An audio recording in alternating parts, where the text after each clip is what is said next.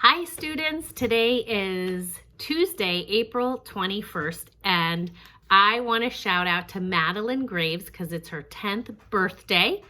I realized it yesterday and I was able to talk to Madeline today. It was awesome. And then I looked up other birthdays and we have some belated happy birthdays to all of these kids we didn't get to be together for your birthdays.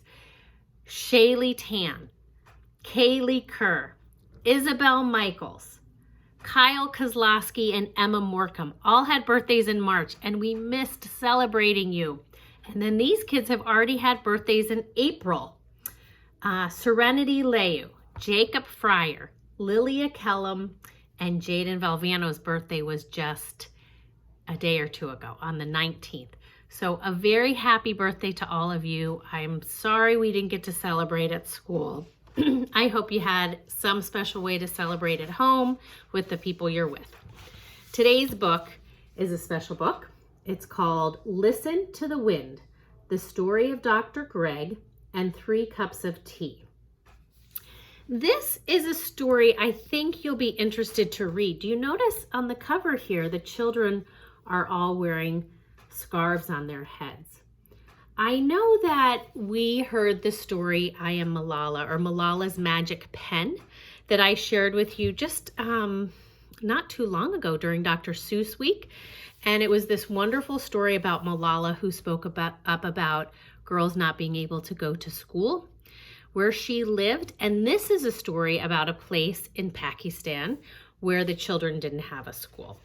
So I thought it would be interesting to hear a nonfiction story about another place in the world. Listen to the Wind. And these illustrations are so neat because they're done in collage with different papers and different materials. This book was written for Julia and for Leo with love, SLR, in memory of Haji Ali. We are the children of Korfi. We live in a village in the mountains of Pakistan.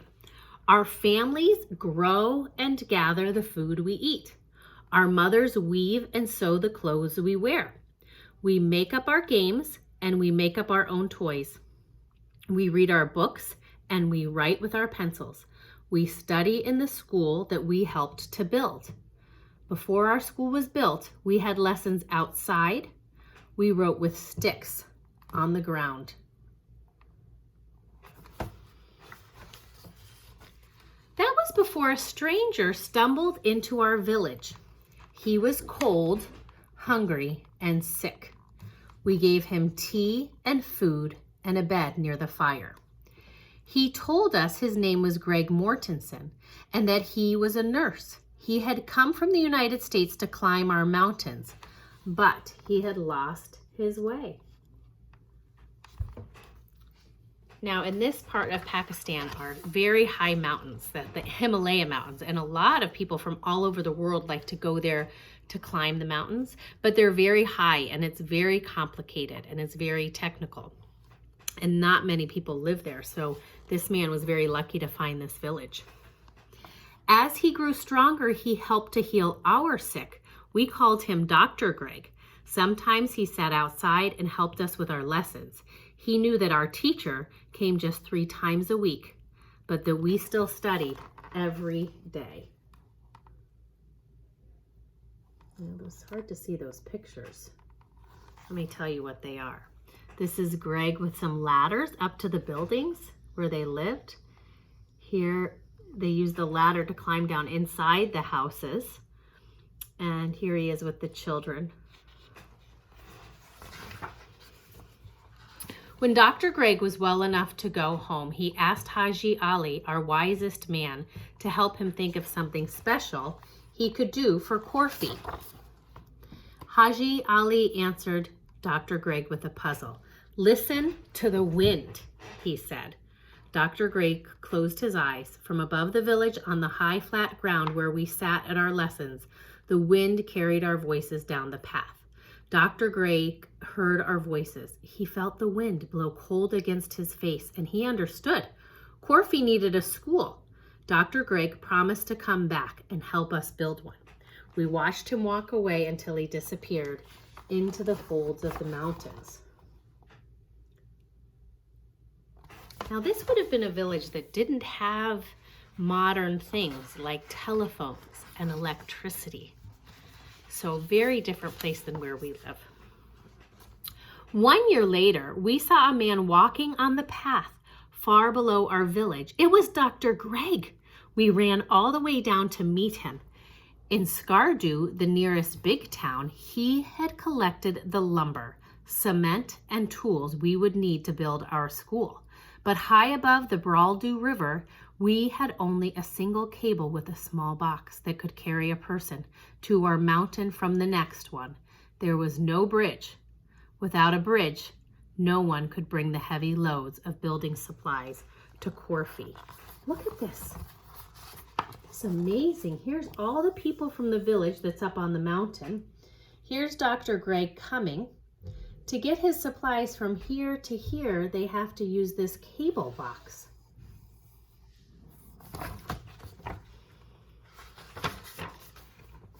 So everyone worked together to build a bridge from our mountain all the way to the mountain on the other side of the river. Many months later, Dr. Greg and our fathers and friends crossed the strong new bridge carrying the supplies we needed to build our school. They continued to climb until they reached the place where we had piled a mountain of stones cut from our own mountains. There they are. They made a rope bridge between the two mountains.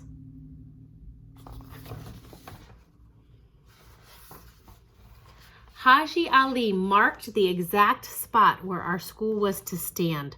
Our mothers carried water to mix the cement. The men began to lay the stones for our classroom walls. With our small fingers, we wedged tiny slivers of stones into the cement to make the walls stronger. Our school grew each day up from the high, flat ground where we used to write with our sticks.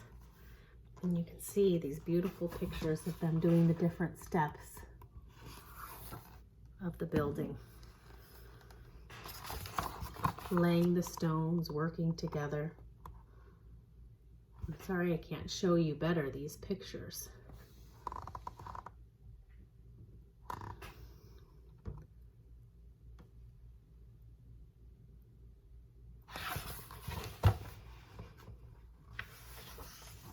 Finally, the men attached the roof. They asked Dr. Greg to hammer in the last nail. Our school was finished. It was time to celebrate. Often that's done as kind of a ceremonial step for a new, important, or special building.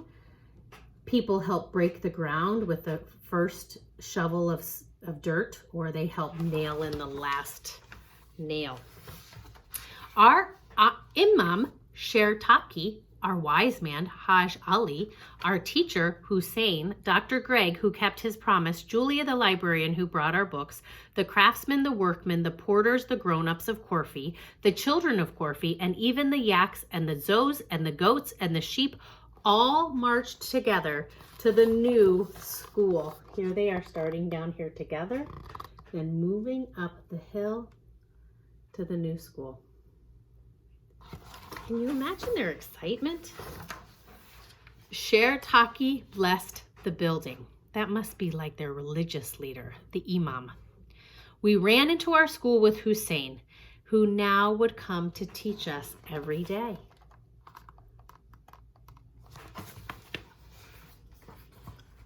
I wonder if Hussein started living in the city, in the town. We are the children of Corfu. We live in a village in the mountains of Pakistan. We write in Urdu and English. We add and subtract and read our books and explore our maps. We are learning in the school that we helped to build. We are the children of Corfu. Can you hear our voices? Listen to the wind. And there they are sitting together at their school with their teacher, Hussein. That's a very common name. Here are some real pictures.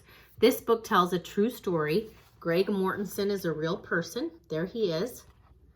You could research him when you're done with your lessons or when you need a break. Research Greg Mortenson and the town of Corfu. It's Korphe. And the children of Corfu are real too. There they are. Here's where Pakistan is. It's in the Middle East near Afghanistan and Turkey and Iraq, near India. There it is. Balistan is a region in Pakistan. That's a different map. Over here we have Haji Ali, the wise men that told him to listen to the wind.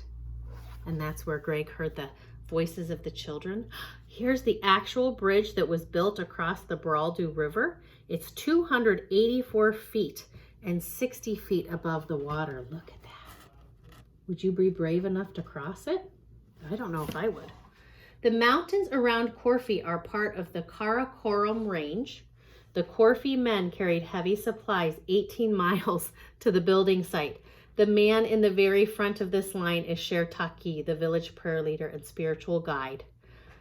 Carrying supplies was a very special gesture from him because traditional Balti imams do not take part in physical tasks. Look at those mountains. They are so big and rocky. And here's all the men. 18 miles. 18 miles is so far. I think 18 miles might be like if you went from Tunkhannock to Clark Summit or to Dallas. I think that's about 18 miles. Can you imagine walking that way, carrying all of those things? This is a picture of the men and the children working on the walls of the Corfu school. And here's the finished school. Look at those mountains in the background. Dr. Greg helped to cook the feast for the school's opening day celebration on December 10th, 1996. So that's like 24 years ago? It's 2020. It's a long time ago. Then librarian Julia Bergman helped Corfu's teacher Hussein create a library. So there's Dr. Greg, and there's Hussein and the school librarian. She looks American, but maybe she could have been American or English, I don't know. The Corfu school was the first one Dr. Greg helped to build. Since then, he has overseen 57 more schools to build in Pakistan and Afghanistan, such as this one in Hushi. Julie Bergman has helped to fill them with books. Teachers have been trained, and today about 24,000 children attend these schools. Here's more pictures of them. Dr. Greg. Dr. Greg with more children from all over the world. Children who look so different than us. But I bet they love so many of the same things as you. So that's it. On the back, there's an artist note. I don't think I'm going to read this right now because it's very long and this recording is long. But there it is. Listen to the Wind. You could look up this book and read about the artist. Her name is there. Collages by Susan L. Roth. They're so beautiful. All right. Have a wonderful night. I'll look forward to reading to you tomorrow. Bye.